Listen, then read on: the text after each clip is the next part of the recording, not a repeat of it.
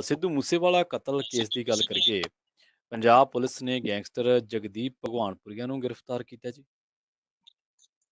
ਇਹ ਜੱਗੂ ਭਗਵਾਨਪੁਰੀਆ ਹੀ ਆ। ਅੱਛਾ। ਸ਼ਾਇਦ ਇਹਦਾ ਪੂਰਾ ਨਾਮ ਜਗਦੀਪ ਭਗਵਾਨਪੁਰੀਆ ਹੋਏਗਾ। ਹੁਣ ਕਿਤੇ ਕੋਈ ਜਿਹੜੇ ਯੂਥ ਵਾਲੇ ਉਹ ਸਰਚ ਨਾ ਕਰਨ ਲੱਗ ਜਾਣ ਕਿ ਨਵਾਂ ਕਿਹੜਾ ਆ ਗਿਆ ਹੈ। ਹੂੰ, ਹੂੰ। ਜਿਵੇਂ ਮੈਂ ਕਹਿੰਦਾ ਨਾ, ਨਵਾਂ ਗਾਇਕ ਮਾਰਕੀਟ ਚ ਕਿ ਨਵਾਂ ਗੈਂਗਸਟਰ ਕਿਹੜਾ ਆ ਗਿਆ, ਜਗਦੀਪ ਭਗਵਾਨਪੁਰੀਆ, ਜੱਗੂ ਹੀ ਆ। ਦਰਅਸਲ ਕੀ ਹੈ ਕਿ ਪਹਿਲੀ ਗੱਲ ਤੇ ਸਮਝਣ ਵਾਲੀ ਆ ਕਿ 2007 ਤੋਂ ਬਾਅਦ ਜਿਹੜੀਆਂ ਗੈਂਗਸ ਜ਼ਿਆਦੀਆਂ ਨੇ ਪੰਜਾਬ ਦੇ ਵਿੱਚ, ਗਰੁੱਪ ਜ਼ਿਆਦਾ ਖੜੇ ਹੋਏ ਨੇ, ਉਹ ਮਤਲਬ ਕਿ ਤਕਰੀਬਨ ਇੱਕ ਪ੍ਰਵਾਹ ਚੋਂ ਹੀ ਚੱਲੇ ਨੇ। ਜੀ। ਉਸ ਤੋਂ ਬਾਅਦ ਗਰੁੱਪ ਵੰਡੇ ਗਏ। ਲੰਮਾ ਚੌੜਾ ਵਿਸ਼ਾ ਹੈ, ਕਦੇ ਖੁੱਲ ਕੇ ਦੱਸਾਂਗਾ ਇਹਦੇ ਤੇ। ਜੀ। ਅੱਛਾ, ਇਹ ਕੋਈ ਹੈ 5 ਮਿੰਟ ਦਾ ਕੰਮ ਆ।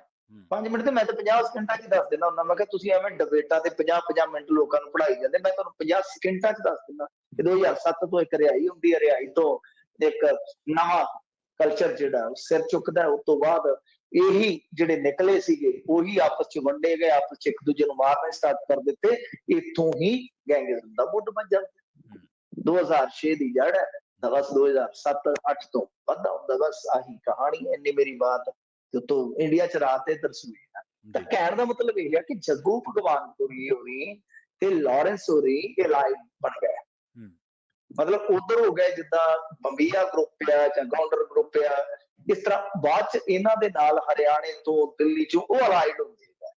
ਤਾਂ ਇੱਕ ਤਰ੍ਹਾਂ ਨਾਲ ਇਹ ਗਰੁੱਪਾਂ ਦਾ ਸਮੂਹ ਦੋ ਧੜਿਆਂ ਚ ਵੰਡਿਆ ਜੀ ਕਿ ਇੱਕ ਸਮੂਹ ਉਧਰ ਆ, ਇੱਕ ਸਮੂਹ ਉਧਰ ਆ। ਇਸ ਚੀਜ਼ ਨੂੰ ਸਮਝ ਲਓ।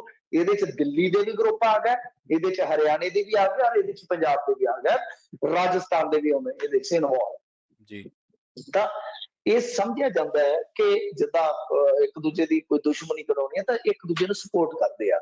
ਤਾਂ ਸਿੱਧੂ ਮੂਸੇਵਾਲੇ ਵਾਲੇ ਮਾਮਲੇ ਦੇ ਵਿੱਚ ਦੋ ਚੀਜ਼ਾਂ ਨੇ ਕਿ ਜੱਗੂ ਭਗਵਾਨਪੁਰੀਆ ਦੀ ਜਿਹੜੀ ਇਨਵੋਲਵਮੈਂਟ ਹੈ ਉਹ ਕੁਝ ਇਸ ਤਰ੍ਹਾਂ ਹੈ ਕਿ ਜਿਹੜਾ ਸਾਰਜ ਹੈ, ਸਾਰਜ ਮਿੰਟੂ, ਉਹ ਬੇਸਿਕਲੀ ਅੰਮ੍ਰਿਤਸਰ ਤੋਂ ਹੈ ਤੇ ਸਮਝਿਆ ਜਾਂਦਾ ਹੈ ਕਿ ਜੱਗੂ ਭਗਵਾਨਪੁਰੀਏ ਦਾ ਰਾਈਟ ਹੈਂਡ ਹੈ। ਜੋ ਉਹਦਾ ਰੋਲ ਹੈ ਜੱਗੂ ਭਗਵਾਨਪੁਰੀਏ ਦੇ ਕਹਿਣ ਤੇ ਹੀ ਸ਼ਾਇਦ ਉਹਨੇ ਪਲੇ ਕੀਤਾ ਹੈ।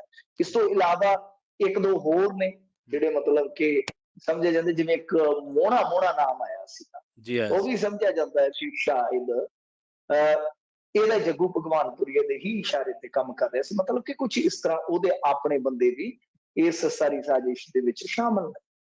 ਤੋ ਇਹ ਕਹਾਣੀ, ਇਸ ਕਰਕੇ ਇਹਨਾਂ ਨੇ ਟ੍ਰਾਂਜ਼ਿਟ ਰਿਮਾਂਡ ਤੇ ਲੈ ਲਿਆ ਦਿੱਲੀ ਚੋਂ। ਹੁਣ ਇਹਦੇ ਚ ਇੱਕ ਨਵਾਂ ਅਧਿਆਇ ਜੁੜ ਸਕਦਾ, ਪੋਸੀਬਿਲਿਟੀ ਹੈ ਜੀ। ਇਹ ਤਾਂ ਹੋਇਆ ਨਾ ਕੇਸ ਜਾਂ ਫਲਾਂ ਟਮਕਾਂ, ਜੋ ਵੀ ਫਾਰਮੈਲਿਟੀ ਹੈ ਇਹਨਾਂ ਦੀ ਕਾਗਜ਼ੀ।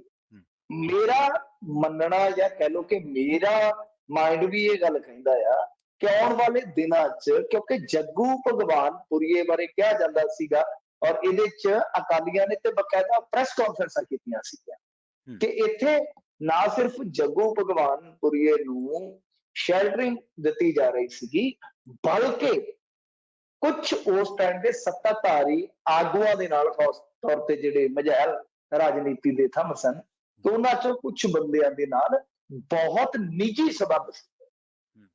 ਸੋ ਜੇ ਕਹਾਣੀ ਮੰਨ ਲਓ ਰਿਮਾਂਡ ਚ ਇਧਰੋਂ ਉਧਰ ਨੂੰ ਤੁਰ ਪਈ ਤੇ ਫਿਰ ਕੀ ਬਣੂ ਦੁਨੀਆ ਦਾ ਤਾਂ ਨਹੀਂ ਕਹਿ ਸਕਦੇ, ਤਾਂ ਘੱਟੋ ਘੱਟ ਸਿਆਸਤ ਦਾ